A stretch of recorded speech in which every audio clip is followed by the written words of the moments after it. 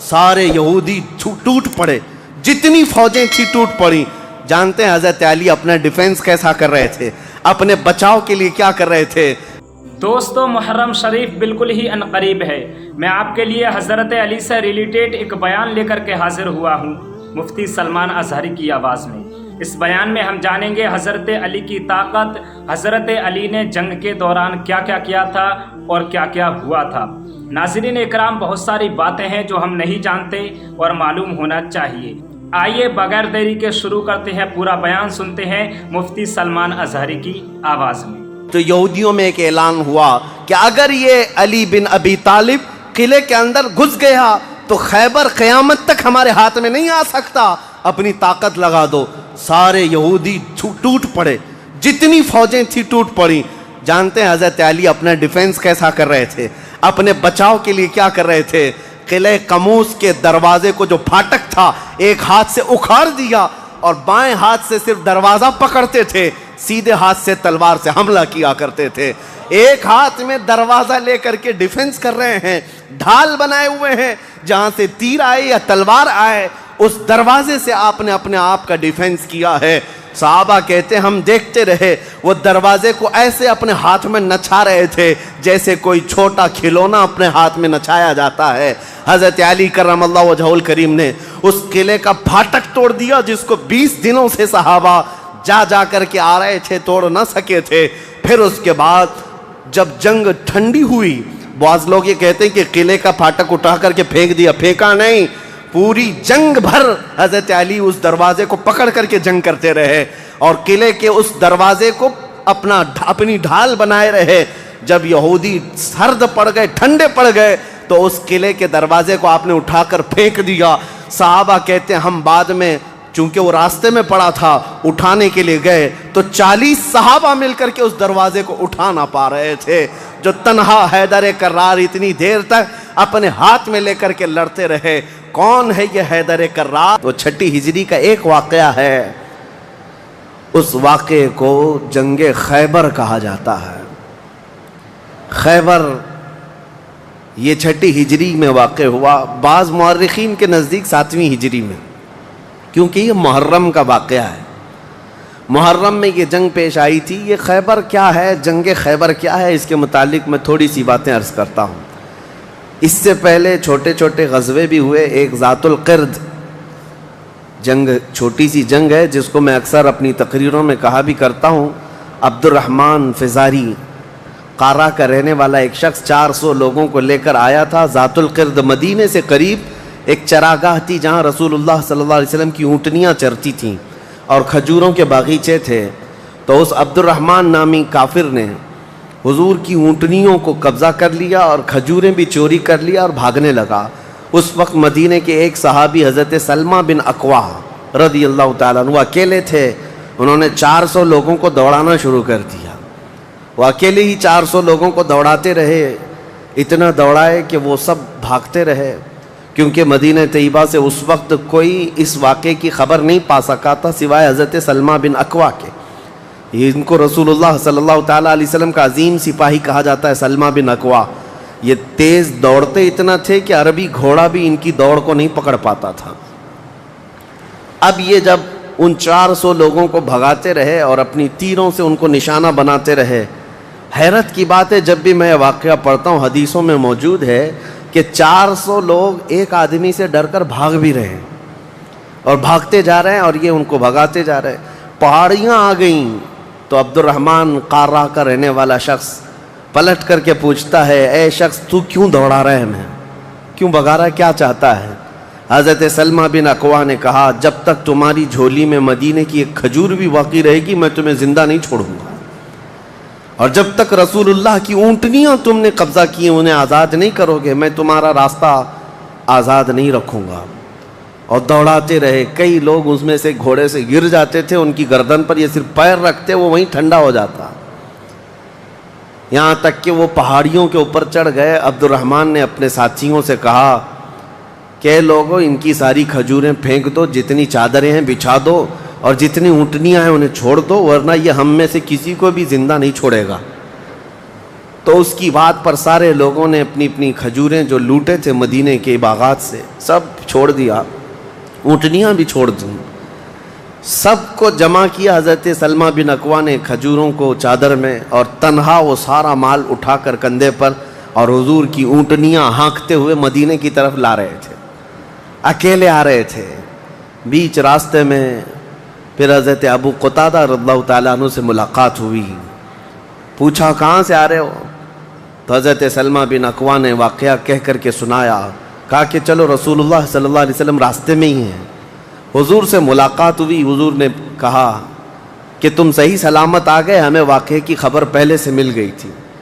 تو ابھی بھی کہنے لگے یا رسول اللہ میں نے ان کو پانی تک پینے نہیں دیا، اگر آپ حکم فرمائیں تو ان سب کا پیچھا کر کے ان کو یہیں ختم کر دیں گے۔ نبی پاک صلی اللہ علیہ وسلم نے مسکرا کر فرمایا تمہاری جو اونٹنیاں تھی، تمہارے جو کھجور تھے، اس کے تم مالک ہو گئے ہو، ان کا راستہ چھوڑ دو۔ تب یہ واپس آئے حضرت سلمہ بن اکوع۔ اعلیٰ حضرت امام احمد رضا خان فاضل بریلوی رضی اللہ تعالیٰ عنہ نے اس روایت کو نقل فرمایا اور فرماتے ہیں سلمہ بن اکوع سے پوچھا گیا تمہیں خوف نہیں تھا، ڈر نہیں تھا؟ 400 لوگوں کو اکیلے دوڑاتے چلے گئے، مدینے سے باہر بھی چلے گئے۔ تو جانتے ہیں کون سی طاقت تھی ان کے پاس، سلمہ بن اکوع کے پاس، جو ان کو خوف سے آزاد کر رکھی تھی۔ فرماتے ہیں ایک بار رسول اللہ صلی اللہ علیہ وسلم صحابہ سے بیعت لے رہے تھے، ہاتھ میں ہاتھ لے کر بیعت کر رہے تھے، تو سب حضور کے پاس ہاتھ دے رہے تھے، بیعت کر رہے تھے۔ حضور نے مجھ سے کہا سلمہ بن اکوع آ جاؤ، تم بیعت کر لو میرے ہاتھ پر۔ میں نے عرض کیا یا رسول اللہ پہلے ہی میں بیعت کر چکا ہوں، ایک بار وہ بیعت کر چکے تھے۔ حضور نے فرمایا دوبارہ کر لو، اس میں کیا حرج ہے؟ حضرت سلمہ بن اکوع کہتے ہیں میں نے دوبارہ حضور کے ہاتھ میں ہاتھ دیا، حضور نے بیعت کیا۔ تھوڑی دیر گزری تھی کہ صحابہ بیعت کر رہے تھے، حضور نے پھر پکارا سلمہ بن اکوع بیعت کیوں نہیں کر لیتے؟ کہا یا رسول اللہ میں نے 2 بار بیعت کی ہے۔ حضور نے فرمایا تیسری بار کر لو، کیا حرج ہے؟ وہ حضرت سلمہ بن اکوع کہتے ہیں میں نے اپنا ہاتھ رسول اللہ کے ہاتھ میں تیسری بار دیا اور بیعت کیا، اور اس کے بعد جب نکلا حضرت سلمہ بن اکوع کہتے ہیں مجھے اس ہاتھ پر اتنا بھروسہ تھا کہ دنیا کی ہر طاقت کو دھول چٹا سکتا تھا، کہ رسول اللہ کے ہاتھ میں دیا ہوا ہاتھ ہے۔ ان کے پاس جو بے خوف ہونے کے لیے کوئی دولت تھی نا، بے باک ان صحابہ کو اگر کوئی چیز بناتی تھی تو یہی چیز ہے عشق مصطفیٰ، محبت مصطفیٰ، جس کو بریلی کے امام نے فرمایا ہے خوف نہ رکھ رضا ذرا تو ہے عبد مصطفیٰ، تیرے لیے امان ہے، تیرے لیے امان ہے۔ کسی شاعر نے کہا تھا کہ دیوان گانے عشق محمد کو دیکھ کر گھبرا گئی ہے گردش دوراں کبھی کبھی۔ حضور کے عاشقوں کو دیکھ کر کے دنیا کی طاقتیں بھی گھبرا جاتی تھیں کہ ان کے پاس ہے کون سی طاقت۔ تو یہ جو چھوٹی سی جنگ واقع ہوئی اس کو ذات القرد کہتے ہیں۔ اس کے 3 دن کے بعد ہی خیبر کی جنگ شروع ہو گئی تھی۔ اب خیبر پر ہم آتے ہیں۔ خیبر کیا ہے؟ تقریباً مدینہ طیبہ سے 320 کلومیٹر دور یا 300 کلومیٹر کے قریب ایک بستی ہے جس کو خیبر کہتے ہیں۔ خیبر یہودیوں کا گڑھ ہے، یہودیوں کا مرکز، اور اس وقت سے لے کر کے حضور صلی اللہ تعالیٰ علیہ وسلم کی مدینہ طیبہ آمد سے بھی کافی پہلے سے خیبر میں یہودیوں نے ایسا اپنا وہ جمایا ہوا تھا کہ پورے عرب کے سب سے بڑے مالدار یہودی خیبر میں رہتے تھے، اور جنگی طاقت بھی سب سے زیادہ ان کے پاس تھی، اور غرور اور گھمنڈ اتنا تھا، پیسوں پر بھی اور جنگ پر بھی، طاقت پر بھی، کہ وہ کسی کو بھی ڈرا دیتے تھے۔ اور جب سے نبی پاک صلی اللہ علیہ وسلم مدینہ طیبہ آئے ان کی دشمنی اتنی بڑھ گئی تھی کہ آپ کو معلوم ہونا چاہیے کہ جو جنگ خندق ہوئی تھی اس کا واقعہ بھی میں نے تفصیل سے بتا دیا۔ مدینہ طیبہ جنگ خندق جس وجہ سے ہوئی اس کا سبب یہودی تھے۔ یہودیوں نے مکہ کے کافروں کو، مشرکوں کو، نجد کے کافروں کو، سب کو جمع کیا تھا اور پانی کی طرح پیسہ بہایا تھا جنگ میں۔ 12,000 لوگوں کو رسول اللہ کے خلاف اکٹھا کیا تھا یہودیوں نے۔ یہ خیبر کے یہودی تھے، کیونکہ نبی پاک صلی اللہ تعالیٰ علیہ وسلم جب تشریف لائے تھے 2 قبیلے یہودیوں کے مدینے میں آباد تھے، بنو نذیر اور بنو قریظہ۔ آپ کو میں نے سیرت کے بیان میں یہ بھی بتا دیا تھا، اور یہ دونوں قبیلوں نے حضور صلی اللہ علیہ وسلم کے ساتھ غداری کی تھی، وعدہ خلافی کیا، معاہدہ جو تھا اس کو توڑ دیا. اس کی وجہ سے ان یہودیوں کو جو مدینے میں رہتے تھے جلا وطن کر دیا گیا تھا, نکال کر باہر کر دیا گیا. تو جتنے مدینے سے نکالے ہوئے یہودی تھے وہ سب خیبر میں جا کر جمع ہو گئے تھے. خیبر میں جا کر کے ان لوگوں نے اڈا بنا لیا تھا, اور ڈیلی ان کی صرف اور صرف یہی منصوبہ بندی ہوتی تھی کہ محمد صلی اللہ علیہ وسلم اور ان کے ساتھیوں کو کیسے مارا جائے, کیسے قتل کیا جائے. کوئی بھی دور دراز سے اگر چھوٹی سی دشمنی رکھتا تھا رسول اللہ سے, تو یہ یہودی خیبر کے پورا کا پورا مال ان کے پاس بھیجتے اور ان کو کھڑا کرتے کہ تم جاؤ, ہم سپورٹ میں ہیں, ہم سپورٹ کریں گے. ساری جنگوں میں مشرکوں کا سپورٹ کرتے تھے. اب میں آپ کو بتاؤں, جن کے دلوں میں اتنا زہر بھرا ہوا تھا رسول اللہ صلی اللہ علیہ وسلم کی دشمنی کا, اب ان لوگوں نے دیکھا کہ یہ اب ان کی طاقت بڑھتی جا رہی ہے, اور بادشاہوں کو تک ان لوگوں نے اسلام پیش کر دیا, اور اسلام اب مکہ مدینے کا نہیں رہ گیا, اب تو ایران بھی چلا گیا ہے, مصر بھی چلا گیا ہے, حبشہ بھی چلا گیا ہے, یمن بھی چلا گیا ہے. تو ان کے پیٹ کا درد اور بڑھ گیا. ان لوگوں نے پھر اب فیصلہ کرنا شروع کیا کہ اب سارے لوگوں کو جمع کرتے ہیں. ایک قبیلہ تھا بنو غطفان, یہ مشرکوں کا قبیلہ تھا, اور وہ جنگی طاقت بہت زیادہ رکھتے تھے. اس وقت عرب میں وہ نڈر مانے جاتے تھے. یہودیوں نے ان کو بلا کر کے جنگ کا پلان کیا کہ مدینے پر اچانک چڑھائی کریں گے اور تہس نہس کر کے رکھ دیں گے, کسی کو خبر بھی نہ ہو, پورے مدینے کی اینٹ سے اینٹ بجا دیں گے. انہوں نے پلان کیا راتوں رات, لیکن مخبر صادق رسول اللہ صلی اللہ تعالیٰ علیہ وسلم کا حال یہ ہے, اور کوئی غیب کیا تم سے نہاں ہو بھلا. نبی پاک صلی اللہ تعالیٰ علیہ وسلم کو خبر ہوئی کہ یہودیوں نے میٹنگ کی ہے اور راتوں رات مدینے پر چڑھائی کرنے والے ہیں. دوسرے دن حضور پاک صلی اللہ تعالیٰ علیہ وسلم نے صحابہ کو جمع کیا, تو جتنے صحابہ تھے سب جمع ہو گئے. تقریباً 1600 صحابہ تھے. کتنے؟ 1600 صحابہ. 1600 صحابہ مدینہ طیبہ سے نکل پڑے حضور کے ساتھ کہ ان یہودیوں کو خیبر سے نکلنے سے پہلے ان کا راستہ ہم روکیں گے کہ مدینے پر کوئی بھی چڑھائی نہ کر سکے. جب رسول اللہ صلی اللہ علیہ وسلم صحابہ کو لے کر چل پڑے, چال الٹی پڑ گئی. یہودیوں نے یہ سوچا تھا کہ مدینے پر اچانک حملہ ہوگا, کسی کو کانوں کان خبر نہیں ہوگی, لیکن ایسا ہوا کہ 8 دن کے بعد اچانک حضور خیبر پہنچ گئے, ان کو کانوں کان خبر بھی نہیں ہوئی.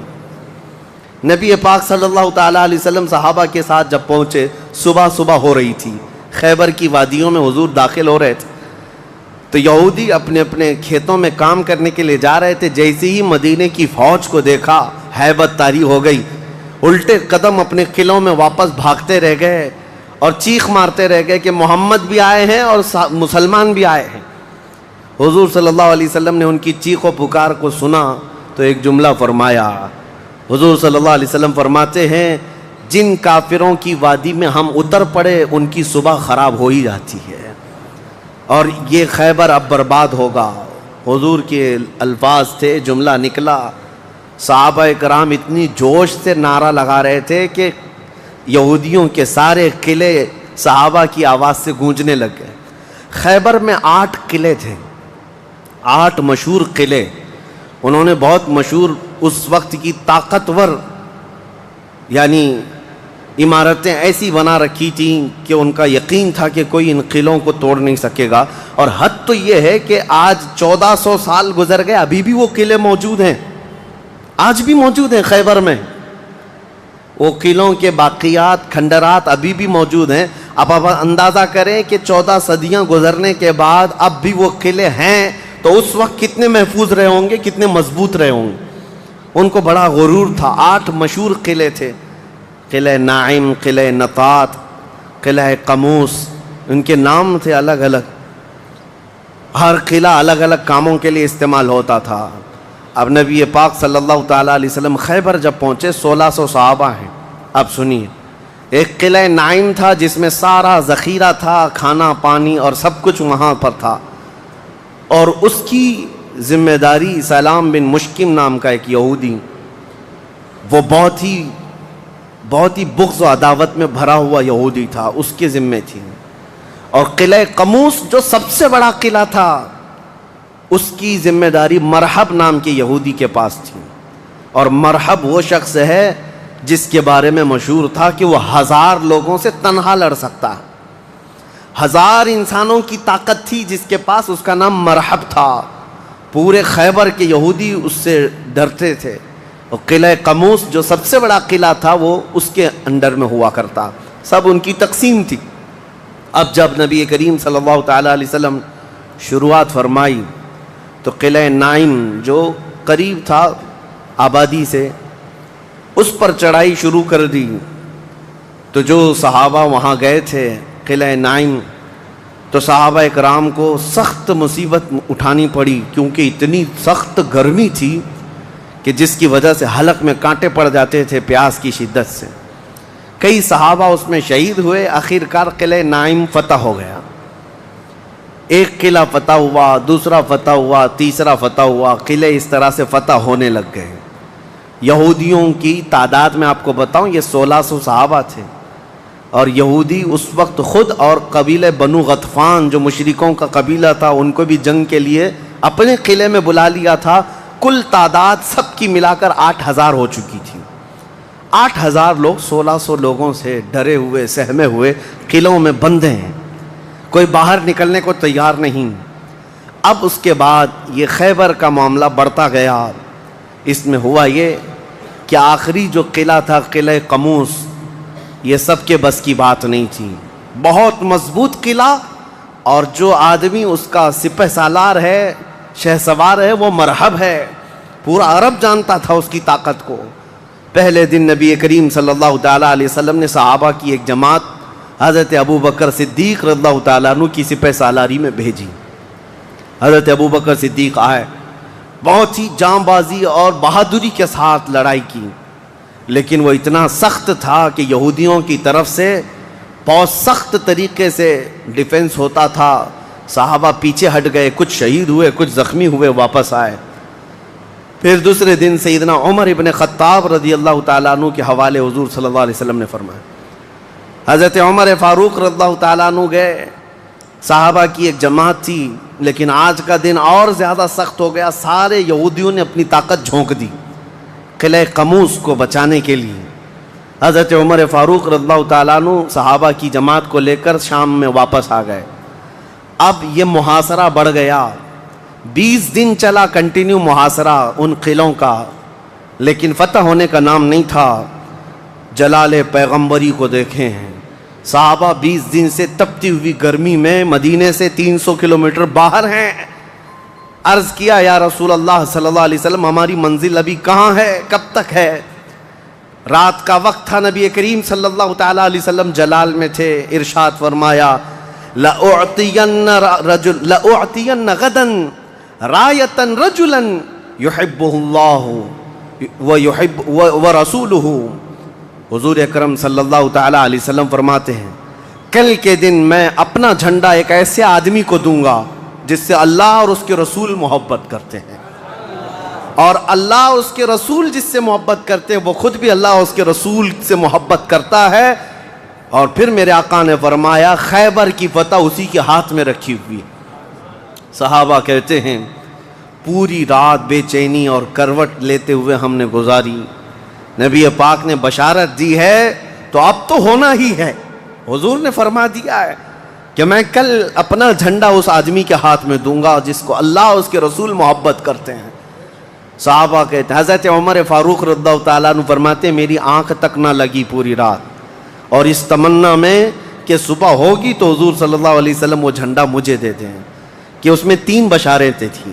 ایک بشارت یہ تھی کہ وہ شخص جس کو میں جھنڈا دوں گا وہ اللہ اور رسول سے بہت محبت کرتا ہے. دوسری بشارت یہ تھی کہ اللہ خود اس سے محبت کرتا ہے. تیسری بشارت یہ تھی کہ اسی کے ہاتھ میں خیبر کی فتح رکھی ہے. حضرت عمر کہتے ہیں پوری رات پلک بھی جھپکا نہیں, اسی آس میں اسی امید میں پوری رات گزاری. پورے صحابہ کا یہی حال تھا. صبح جب ہوئی دوڑے دوڑے نبی کریم صلی اللہ تعالیٰ علیہ وسلم کی جلوں میں حاضر ہوئے. اللہ کے حبیب صلی اللہ علیہ وسلم کے ہاتھ میں پرچم تھا, جھنڈا تھا. اب جنگ کے لیے روانہ کرنا تھا. نبی کریم صلی اللہ علیہ وسلم کے سامنے صحابہ کی فوج ہے. سارے صحابہ گردنیں اونچی کر کر کے دیکھ رہے ہیں, لیکن نبی پاک صلی اللہ تعالیٰ علیہ وسلم نے اس بھرے مجمع میں اعلان فرمایا علی کہاں ہے، علی کہاں ہے؟ اس مجمع میں حضرت علی نہیں ہے۔ صحابہ نے کہا یا رسول اللہ وہ بخار میں ہیں، بیمار ہیں اور آشوب چشم ہے، آنکھیں لال ہو چکی ہیں، آنکھوں سے پانی آ رہا ہے۔ نبی کریم صلی اللہ علیہ وسلم نے فرمایا لاؤ، اسی حالت میں بلا لاؤ۔ صحابہ گئے، حضرت علی کو بلا لائے، بخار کی حالت میں ہیں، آنکھوں میں آشوب ہے، سرخی آ چکی ہے۔ نبی کریم صلی اللہ علیہ وسلم نے قریب بلایا، اپنا لعاب پاک نکال کر ان کی آنکھوں میں لگایا۔ حضرت علی فرماتے ہیں مجھے ایسا لگا کبھی آنکھوں میں کوئی مرض آیا ہی نہیں تھا، بخار بھی نہیں تھا۔ نبی کریم صلی اللہ تعالیٰ علیہ وسلم نے اپنے ہاتھ میں موجود پرچم حیدر کرار کے ہاتھ میں دیا، کہا جاؤ علی تمہارے ہاتھ میں اللہ نے فتح رکھی ہے۔ میرے عزیزو ایک بات میں آپ کو بتا دوں کہ یہ کیا معاملہ ہے، جب رسول کریم صلی اللہ تعالیٰ علیہ وسلم کو یہ معلوم ہے کہ حضرت علی کے ہاتھ میں ہی یہ جنگ فتح ہونی ہے تو پہلے دن کسی اور کو کیوں بھیجا، دوسرے دن اور صحابی کو بھیجا؟ یہ 20 دن کا محاصرہ کس بات کا تھا؟ یہ سارے معاملات کس لیے تھے؟ ایک بات یاد رکھیں، فتح اسلام کے حق میں ہے اور غالب اسلام ہو کر رہے گا، لیکن قدرت کا قانون یہ ہے، جیسے معراج میں بھی آپ کو معلوم ہے نمازیں تو 5 ہی ہونی تھی، لیکن 9 مرتبہ حضور صلی اللہ علیہ وسلم کو آنا جانا کیوں رکھا گیا؟ خدا کی قدرت کا قانون یہ ہے کہ پہلے اسباب کی طرف دیکھو، بعد میں اسباب کا خالق خود تمہارے لیے راستے پیدا فرمائے گا۔ جنگ تو فتح ہونی ہی ہے، لیکن تمہیں سٹرگل کرنا پڑے گا، میدان میں مشکلیں اٹھانی پڑیں گی، بعد میں فتح تو تمہارے ہاتھ میں اللہ نے دی ہے۔ حضرت علی کرم اللہ وجہہ الکریم اپنے ہاتھ میں پرچم لے کر کے جب قلعہ قموس کی طرف بڑھتے ہیں، جانتے ہیں وہ تاریخ کا وہ عظیم دن ہے، محرم کی غالباً 9ویں تاریخ ہے۔ میں نے شروع میں ہی کہا کہ یہ ایک تاریخ کا ایسا حصہ ہے جس سے ساری باتیں آگے کی فتوحات جڑی ہوئی ہیں۔ کیوں میں آپ کو بتاتا ہوں، حضرت علی جس انداز سے جا رہے تھے اس وقت لوگوں کے اندر ہیبت طاری تھی، صحابہ آپ کے ساتھ تھے۔ جیسے ہی قلعہ قموس کے پاس گئے، سیدھے حضرت علی کرم اللہ وجہہ الکریم نے للکار کر کے مرحب یہودی کو بلایا کہ باہر آ جا اپنے قلعے سے اور مجھ سے مقابلہ کر۔ وہ ہاتھی کی طرح سے ڈیل ڈول رکھتا تھا اور خرامہ خرامہ سامنے آیا اور للکار کر کے کہنے لگا قد علمت خیبر انی مرحب شاک السلاحی مجرب، تمہیں معلوم ہے پورا خیبر مجھے جانتا ہے کہ میں مرحب ہوں۔ شعر پڑھ رہا تھا، پورا خیبر جانتا ہے کہ میں مرحب ہوں، سر سے لے کر پیر تک ہمیشہ ہتھیار میں رہتا ہوں اور نہایت ہی تجربہ کار آدمی کہ جس کا وار کبھی خالی نہیں جاتا ہے۔ اس کے جواب میں مولا علی کرم اللہ وجہہ الکریم فرماتے ہیں انا الذی سمتنی امی حیدرا کلیث غابات کریہ المنظرا، تجھے پتا ہے میری ماں نے ہی میرا نام حیدر رکھا ہے۔ حیدر کا مطلب ہوتا ہے شیر، میری ماں نے میرا نام حیدر رکھا ہے کلیث غابات کریہ المنظرا، ہیبت ناک شیر جب بھوک کی وجہ سے کچھار میں دہاڑتا ہے اس کو حیدر کہا جاتا ہے۔ جب یہ رجزیہ اشعار کا تبادلہ ہو رہا تھا، وہ یہودی مرحب جو سر پر ٹوپی پہنتا تھا ویسی ٹوپی لوہے کی کسی کے پاس تھی نہیں، جسم پر جو لوہے کا خود لباس ہوتا تھا ویسا لباس کسی کے پاس نہیں تھا۔ مقابلے میں وہ آیا اور اس نے حضرت علی کرم اللہ وجہہ الکریم پر بہت تیز وار کی، لیکن وار خالی گیا۔ حضرت علی کرم اللہ وجہہ الکریم پر کوئی وار نہیں آیا۔ پلٹ کر جب حیدر کرار نے وار ماری تو اس کی خود کو ٹوپی کو کاٹتا ہوا یہاں تک کہ اس کے جبڑوں تک حضرت علی کی تلوار آ گئی، اس کے دانتوں کو تک کاٹتی ہوئی آ گئی۔ اس کے بعد دوسرا وار بھی نہیں پڑا تھا کہ مرحب زمین پر ڈھیر ہو کر تڑپنے لگ گیا۔ اتنا ہی نہیں ہے کہ یہ منظر دیکھ کر کے جتنے یہودی تھے سب کے سب ٹوٹ پڑے۔ کس پر؟ حیدر کرار پر۔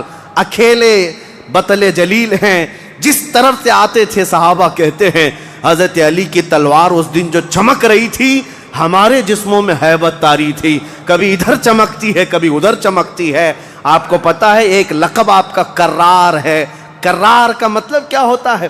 پلٹ پلٹ کر کے حملہ کرنے والا، اور ایسا حملہ کرنے والا کہ سامنے والے کو سنبھلنے کا موقع بھی نہیں دیتا۔ حضرت علی کی تلوار نے اتنے وار کیے کہ یہودیوں کی صفیں درہم برہم ہو گئیں. بعض تو لوگوں نے یہ سوچا کہ جان بچانے میں عافیت ہے، جب ہمارا سردار ڈھیر ہو کر تڑپ رہا ہے ہمیں اس سے مقابلے کی کیا تاب ہے. بڑھتے گئے حضرت علی سیدھے قلعہ قموس جو تھا وہاں جا کر کے کھڑے ہو گئے تو یہودیوں میں ایک اعلان ہوا کہ اگر یہ علی بن ابی طالب قلعے کے اندر گھس گیا تو خیبر قیامت تک ہمارے ہاتھ میں نہیں آ سکتا، اپنی طاقت لگا دو. سارے یہودی ٹوٹ پڑے، جتنی فوجیں تھی ٹوٹ پڑی. جانتے ہیں حضرت علی اپنا ڈیفنس کیسا کر رہے تھے، اپنے بچاؤ کے لیے کیا کر رہے تھے؟ قلعہ قموس کے دروازے کو جو پھاٹک تھا ایک ہاتھ سے اکھاڑ دیا اور بائیں ہاتھ سے صرف دروازہ پکڑتے تھے، سیدھے ہاتھ سے تلوار سے حملہ کیا کرتے تھے. ایک ہاتھ میں دروازہ لے کر کے ڈیفنس کر رہے ہیں، ڈھال بنائے ہوئے ہیں، جہاں سے تیر آئے یا تلوار آئے اس دروازے سے آپ نے اپنے آپ کا ڈیفنس کیا ہے. صحابہ کہتے ہم دیکھتے رہے، وہ دروازے کو ایسے اپنے ہاتھ میں نچا رہے تھے جیسے کوئی چھوٹا کھلونا اپنے ہاتھ میں نچایا جاتا ہے. حضرت علی کرم اللہ وجہہ الکریم نے اس قلعے کا پھاٹک توڑ دیا جس کو 20 دنوں سے صحابہ جا کر کے آ رہے تھے، توڑ نہ سکے تھے. پھر اس کے بعد جب جنگ ٹھنڈی ہوئی، بعض لوگ یہ کہتے ہیں کہ قلعے کا پھاٹک اٹھا کر کے پھینک دیا، پھینکا نہیں. پوری جنگ بھر حضرت علی اس دروازے کو پکڑ کر کے جنگ کرتے رہے اور قلعے کے اس دروازے کو اپنی ڈھال بنائے رہے. جب یہودی سرد پڑ گئے، ٹھنڈے پڑ گئے تو اس قلعے کے دروازے کو آپ نے اٹھا کر پھینک دیا. صحابہ کہتے ہیں ہم بعد میں چونکہ وہ راستے میں پڑا تھا اٹھانے کے لیے گئے تو 40 صحابہ مل کر کے اس دروازے کو اٹھا نہ پا رہے تھے. جو تنہا حیدر کرار اتنی دیر تک اپنے ہاتھ میں لے کر کے لڑتے رہے. کون ہے یہ حیدر کرار؟ یہ وہی حیدر کرار ہے جب رسول اللہ صلی اللہ علیہ وسلم نے مکہ مکرمہ میں سب سے پہلے اسلام کی دعوت دی تھی تو مکہ والوں نے انکار کیا تھا. 9 سال کا ایک بچہ کھڑا ہوا تھا، کہا یا رسول اللہ میں آپ کے دین کی حمایت کروں گا. پتلی پتلی ٹانگیں تھی، کمزوری تھی. رسول اللہ نے اس 9 سال کے بچے کو دیکھا اور سینے سے لگایا اور بارگاہ رب العزت میں عرض کیا کہ مولا اس کی ٹانگوں میں اور اس کی بازوؤں میں تو طاقت عطا فرما. وہ 9 سال کا بچہ جب 25 سال کا ہو گیا تو فاتح خیبر بن کر کے نکلا، حیدر کرار بن کر کے نکلا. اسی لیے سچ کہا ہے جس نے کہا ہے شاہ مرداں شیر یزداں قوت پروردگار، لا فتح الا علی لا سیف الا ذوالفقار. یہ ہے جس کا مطلب یہ ہوتا ہے فارسی میں شاہ مرداں شیر یزداں. نوجوانوں کا اگر کوئی بادشاہ ہے تو وہ حیدر کرار ہے. شیر یزداں اگر اللہ کا کوئی شیر ہے تو حیدر کرار ہے. قوت پروردگار اللہ کی طاقت کا مظہر دیکھنا ہے تو وہ علی بن ابی طالب ہے. لا فتح الا علی. سچ کہا جس شاعر نے کہا لا فتح الا علی. پورے لوگوں میں اگر جوان کوئی کہانے کے لائق ہے تو وہ علی بن ابی طالب کا نام ہے. لا سیف الا ذوالفقار. اور دنیا میں اگر کسی تلوار کو تلوار کہلانے کا حق ہے تو وہ ذوالفقار حیدری کا نام ہے. عزیزان گرامی وقار، یہ خیبر فتح ہوا. جیسے یہ خیبر فتح ہوا صحابہ میں اتنا جوش بھر گیا تھا، نہ قلعہ قموس باقی رہا نہ مرحب باقی رہا. اور خیبر کو جو مولا علی نے اس وقت توڑا تھا 14 صدیاں گزر گئی، آج تک یہودیوں کا اس میں داخلہ نہ ہو سکا تھا. یہودیوں کو پتا تھا ایک بار علی اس میں داخل ہو گیا تو قیامت تک خیبر ہمارے ہاتھ میں نہ آ سکے گا. آپ کو پتا ہے 2018 کی بات میں بتاؤں، 2018 میں انگلینڈ میں لندن کی سڑکوں پر پوسٹر اور بینر ہورڈنگ کارڈ لیے ہوئے یہودی احتجاج کر رہے تھے، پروٹیسٹ کر رہے تھے کہ خیبر ہمارا تھا، ہم کو نکالا گیا تھا اور تمہاری ہماری لاسٹ جنگ خیبر تھی، اس کے بعد نہیں ہوئی. اس طرح کی باتیں. یعنی میں نے محسوس کیا کہ مسلمان تو بھول گئے خیبر کیا ہے. یہودیوں کو جن کو مار پڑی تھی آج بھی یاد ہے کہ مولا علی نے کیسے مارا تھا. آج بھی یاد ہے کہ حیدر کرار کی وار کیسی تھی. صدیاں گزر گئیں، وہ زخم ابھی تک بھرا نہیں ہے. اسی لیے میرے عزیزو آپ کو دیکھنا چاہیے کہ گریٹر اسرائیل کا نقشہ جو انہوں نے بنایا ہے، اسرائیل جو آج فلسطین کے حصے میں زبردستی قبضہ کیا ہوا ایک چھوٹا سا ملک، ناجائز قبضہ. انہوں نے جو اپنے خوابوں کا ایک نقشہ بنایا ہے کہ اسرائیل کہاں تک ہوگا، انٹرنیٹ پر دیکھیں گے تو آپ محسوس کریں گے انہوں نے گریٹر اسرائیل کا نقشہ جو بنایا اس میں خیبر بھی شامل کیا ہے کہ خیبر تک، مدینے کی وادیوں تک ان کو اسرائیل بنانا ہے، جہاں سے ہم نکلے تھے وہاں واپس آئیں گے، لیکن انشاءاللہ العزیز ایسا کبھی نہیں ہوگا۔ مولا علی کرم اللہ وجہہ الکریم کی وار جو پڑی تھی وہ قیامت تک تازہ رہے گی انشاءاللہ۔ میرے عزیزو، خیبر فتح ہونے کے بعد اب عدل مصطفیٰ کو بھی دیکھو۔ نبی کریم صلی اللہ تعالیٰ علیہ وسلم یہ وہ یہودی ہیں جو ساری جنگوں میں جڑ کا کام کرتے رہے، جڑ کا کام کرتے رہے، لوگوں کو بھڑکانے میں، حضور کے خلاف دشمنی پر ابھارنے میں، پیسہ بہانے میں، سب کام کرتے رہے۔ آج سب ٹوٹ کر بکھر گئے۔ نبی کریم صلی اللہ تعالیٰ علیہ وسلم کو اب کیا کرنا تھا؟ حضور صلی اللہ علیہ وسلم نے دوسرے دن جب صحابہ سے مشورہ لیا، صحابہ نے عرض کیا جیسے ان کو مدینے سے بھگایا گیا تھا خیبر سے بھی نکال دیں، یہاں سے بھی نکال کر ان کو جلا وطن کر دیں۔ لیکن وہ مصطفیٰ کریم صلی اللہ تعالیٰ علیہ وسلم جو عظیم اخلاق لے کر کے زمین پر تشریف لائے، خیبر کے یہودیوں سے پوچھا کہ تم کو جلا وطن کیا گیا تھا اور تم نے بار بار ایگریمنٹ توڑا، معاہدے توڑے، اب یہاں سے بھی تمہیں جلا وطن کرنے کا مشورہ آیا ہے صحابہ سے۔ یہودیوں نے رونا دھونا شروع کیا اور کہا آپ اللہ کے نبی محمد مصطفیٰ صلی اللہ علیہ وسلم عدل کے شہسوار ہیں، ہمیں موقع عطا کریں، ہم خیبر چھوڑ کر جانا نہیں چاہتے، ہماری زمینیں ہمیں دے دیں، لیکن سال بھر میں جتنی بھی اس کی آمد ہوگی اس کا آدھا ہم مدینے پہنچا دیں گے، کھجوریں ہوں، فصلیں ہوں۔ نبی کریم صلی اللہ تعالیٰ علیہ وسلم نے سب کو معاف کر دیا، خیبر ان کے حوالے کر دیا، اور پھر وہ آدھا حصہ مدینہ طیبہ ہر سال دینے کے لیے راضی ہو گئے، اور اس پر حضور صلی اللہ علیہ وسلم نے فیصلہ فرما لیا۔ اب اتنی بات نہیں، حضرت عبداللہ بن رواحہ رضی اللہ تعالیٰ عنہ ہر سال جب یہ خیبر آتے یا ایک دوسرے صحابی یہ آدھا حصہ لینے کے لیے آتے تھے تو پورے خیبر کے یہودی مال جمع کرتے، اس میں آدھا آدھا حضرت عبداللہ فرما دیتے، اور اس کے بعد یہ نہیں ہے کہ لے کر کے نکل جاتے، سارے یہودیوں کو جمع کرتے، کہا میں نے پورے مال کا آدھا آدھا کیا ہے، ان میں سے جو حصہ تمہیں پسند ہے وہ رکھ لو، باقی مدینے بھیج دو۔ یہودی کہتے ہیں ایسا عدل ہم نے کہیں دیکھا ہی نہیں کہ ہمیں پہلے کہہ دیا جائے، ورنہ کوئی بھی ہوتا حاکم تو اچھا مال اٹھا لیتا اور برا مال چھوڑ کے چلا جاتا۔ یہ رسول اللہ کے صحابہ تھے، کہتے جو تمہیں پسند ہے وہ رکھ لو، جو چھوٹ گیا وہ مدینے بھیج دو۔ اتنے ہونے کے باوجود بھی حضور صلی اللہ تعالیٰ علیہ وسلم کے ساتھ انہوں نے کیا کیا؟ حضور 3 دن کے بعد خیبر سے نکل رہے تھے، زینب نام کی ایک خاتون تھی جس کا شوہر قتل ہو گیا تھا، وہ حضور صلی اللہ تعالیٰ علیہ وسلم کے پاس بڑی محبت لے کر کے آئی، بہت محبت کے ساتھ، اور یوں کہا کہ میں آپ کی پیروکار ہوں، بڑی مشتاق تھی آپ کے دیکھنے کی، آپ میرے گھر تشریف لائیں۔ حضور صلی اللہ تعالیٰ علیہ وسلم کو اور کچھ صحابہ کو اس نے اپنے گھر پر دعوت کی، اور دعوت کیا کیا؟ کھانے میں اور گوشت میں نہایت ہی خطرناک زہر ملایا اور حضور صلی اللہ تعالیٰ علیہ وسلم کو زہر دیا۔ جو صحابہ موجود تھے حضور صلی اللہ علیہ وسلم کے ساتھ دعوت میں، جیسی حضور نے پہلا لقمہ اٹھایا، جو گوشت کی بوٹی تھی یا جو لقمہ تھا وہی بول پڑا رسول اللہ صلی اللہ علیہ وسلم کہ مجھ میں زہر ملا ہوا ہے۔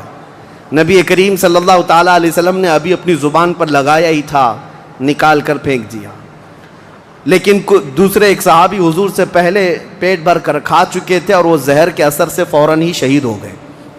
یہ یہودیوں نے حضور کے معافی کے بعد، اعلان کے بعد پھر بھی یہ ہرزہ سرائیاں، یہ سارے کام کرتے رہے اور آج تک کرتے آئے ہیں۔ آج تک نبی کریم صلی اللہ تعالیٰ علیہ وسلم نے اس کے باوجود معلوم ہونے کے بعد یہودیوں کو بلایا کہ اس خاتون کا کیا کیا جائے۔ اس نے اقرار کر لیا، کہا کہ ہاں ہم نے زہر ملایا تھا۔ کہا کیوں؟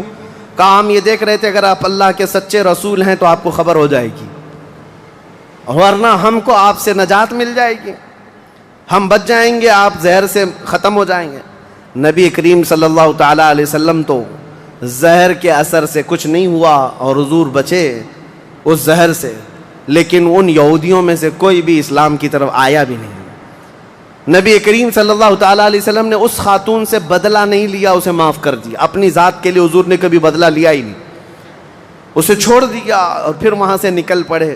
یہ زہر کا جو اثر تھا پوری زندگی بھر رسول کریم صلی اللہ تعالیٰ علیہ وسلم کے تالو پر، سر پر اثر لگا رہا. جلن ہوتی تھی، تھوڑا چکھا ہی تھا. اتنا خطرناک زہر یہ یہودیوں کے پاس ہوا کرتا کہ انہوں نے اپنے زہر سے کئی لوگوں کو مارا ہے. یہ یہودی ایسی قوم ہے جس پر اللہ تعالیٰ نے قرآن میں لعنت فرمائی. یوں ہی نہیں،